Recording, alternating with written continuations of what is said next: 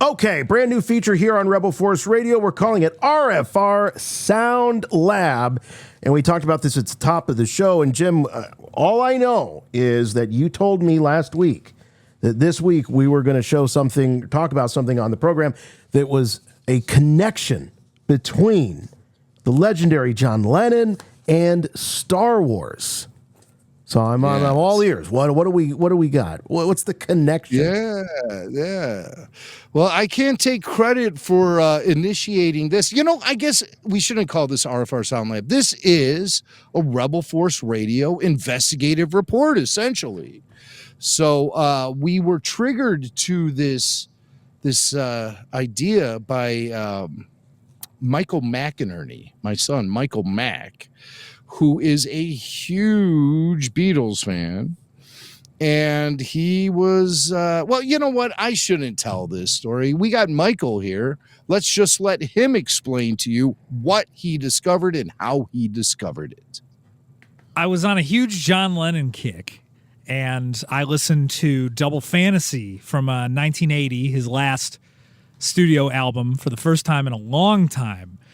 And I was listening to it, Yoko tracks and all, and I came across on the track Beautiful Boys, the Yoko track, there is a sample of a blaster heard throughout the song. You can hear it the most towards the end of the song in the last 20 seconds or so.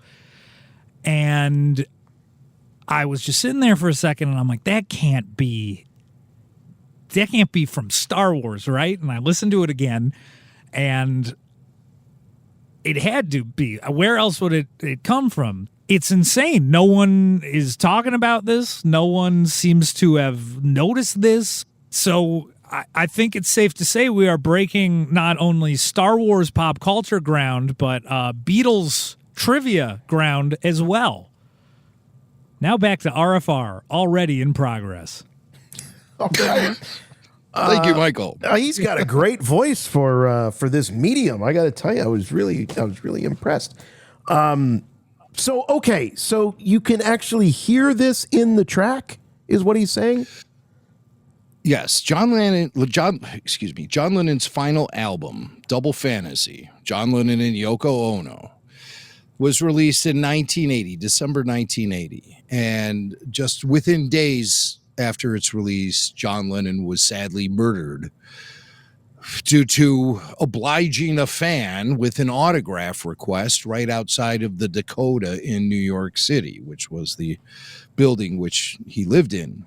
And it was the most tragic tale in rock history, if you ask me, because it's so senseless and avoidable and sad, just pathetic. And John was a man of the people. He was the working class hero. And, I'm sure if you pointed a camera at him and asked him to say, hello there, he would do it. Because he was the great John Lennon. Yeah, he was a man of the people. And ego and fame and stuff like that. I mean, he was a rock star, sure, and probably very susceptible to all the vices and pitfalls of being a rock star. But I think at the end of the day, John really considered himself to be a regular guy. And he wrote songs about it. So long story short, he released this album December 1980. Of course, Empire Strikes Back came out in May 1980. And so the timing is accurate and could, we're not hearing something that predated Empire Strikes Back. Laser sounds are something that's very commonplace in the sound effects community. You give me one laser blast, I'll give you 20,000 more. And that's just from my own stash. But legitimate Star Wars blaster sounds created by Ben Burt, appearing in a song on John Lennon's Double Fantasy album, his final album. Could it be possible? Did this actually happen? So I'm going to play for you now the very final seconds of the Yoko Ono song from that album called Beautiful Boys. not to be confused with the John Lennon song "Beautiful Boy" from the same album. You know, that Ono Lennon trickery once again becomes evident. But the song is "Beautiful Boys" by Yoko Ono, and this is Michael suggested we listen to the very end of the song. So this is legitimately like the last chord played. And listen, you don't even have to listen that hard. You're going to hear sound effects that sound very Star Warsy.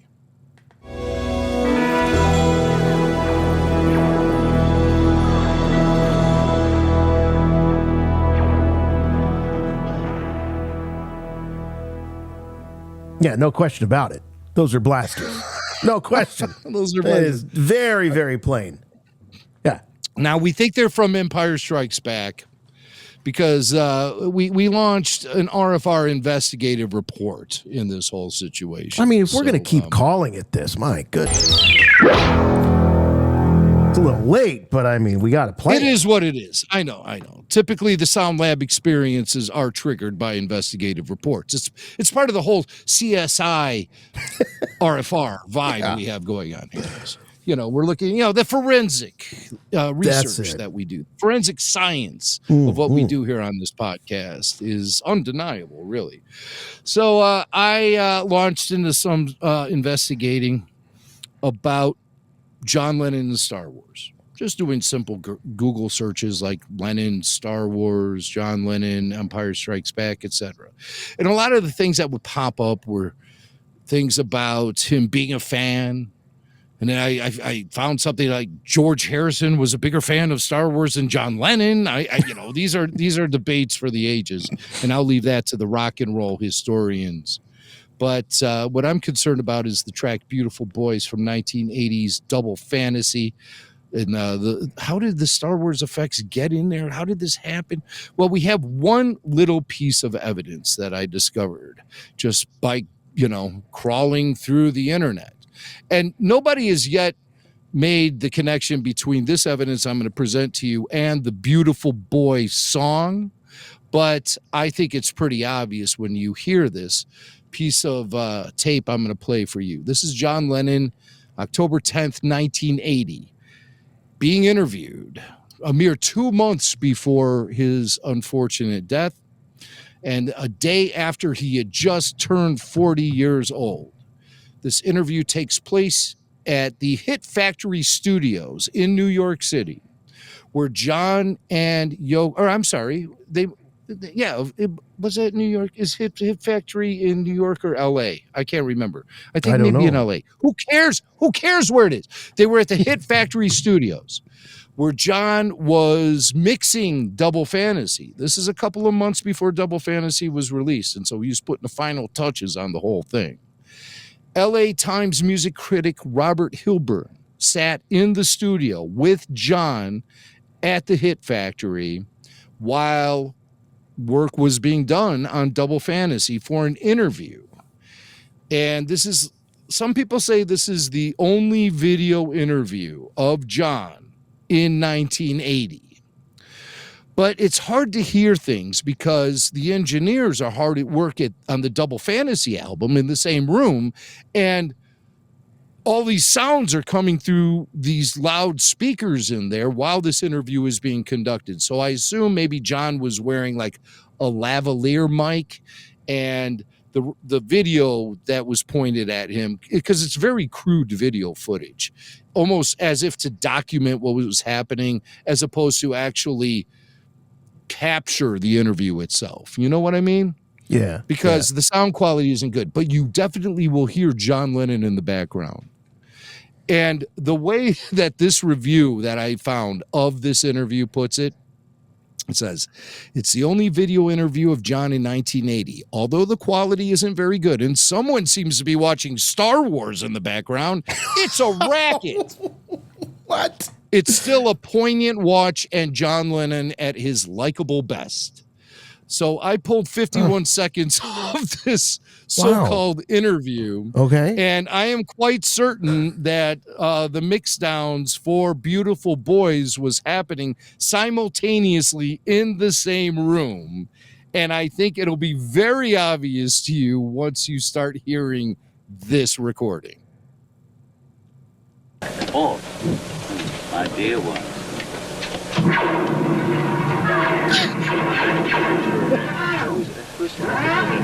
It was originally Paul. There's another one as he called me up and say, we're going to be in this movie, you know, because he's talking about making a movie, and so we just, you want to make a movie, let's make a movie, you know, and he says, write a bit, so I just wrote dreams that I had down. I'm trying to recreate that. The one bit, the only bit I like that I contributed is a dream sequence where they're eating, and there's a very fat lady in this English or Scottish really not like fat guy, and he's saying something or other to her, and it was a real dream of mine. Ben Burt in there? Okay, so let me get this straight. For decades now, the lore has been that in the studio, someone, while this interview was going on, this film was being made, that during this time, someone was watching Star Wars in the studio. They were watching it in the background. Someone just happened to have, I don't know, in 1980, I guess, a Betamax or a laser disc of Star Wars. And they're just skipping around, playing the laser blasts. When the reality is that those sounds were actually being used in the mix of the track. And for decades, it's been reported differently. It's amazing. This may have even been like one of the final touches they put on the original mix for Double Fantasy. This could have been the final mix session because it's very late in the game. This is less than 2 months before the album actually is in stores. And I remember when that album came out, and it was a really big deal. But I never knew up until Michael telling me. Because you know why? I, like most people with musical taste, skip past the Yoko Ono songs on Double Fantasy. So I don't think I've ever actually listened to a complete Yoko Ono song in my life. I think she's the worst. But John was very fond of her and gave her his platform, and Double Fantasy was that platform in 1980. So at first you're saying that at some point they're near the end of this and he's listening back to it and he's like, you know what this needs? Yeah, you know right. what make this perfect? Star Wars blaster sounds. I just saw Empire. Let's do a little bit of that with this. What do you say?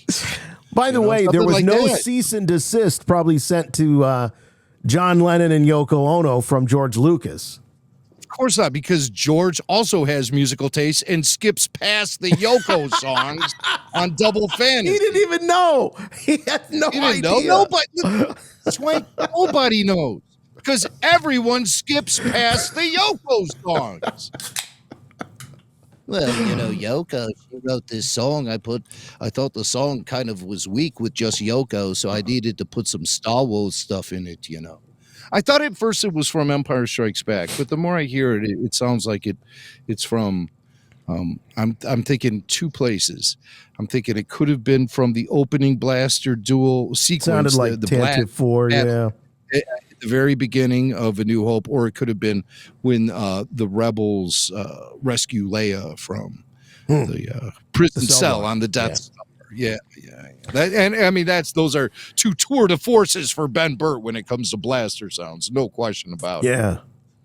But there you have it. That's amazing. I would love to get a comment from Ben Burt about something like this. This is crazy. Yeah, I think they've got to know this. Was he ever aware? If you ask him, he'd probably be like, of course I was never aware. I skipped past the Yoko song. Because I have a sense of musical taste. Maybe those blasters were trying to take out Yoko at the end of that song. They were Beatle fans storming the studios, dressed as stormtroopers. Yeah, even a galaxy far, far away, they don't prefer Yoko Ono. Dang. And if you prefer her, that's good. Good for you. I never understood the Yoko apologists, but there are plenty of them out there. Well, John loved her, so I should too. Fail. But I mean, that's an interesting connection there. We've done Beatles, Star Wars connections in the past here on RFR. I know I've certainly devoted a few episodes of RFR Q&A on Patreon to it with our VIPs who are Beatles fans as well. I'm a huge Beatles fan myself, like I would say much more than just a casual fan of theirs. I was deeply affected by John Lennon's murder in 1980.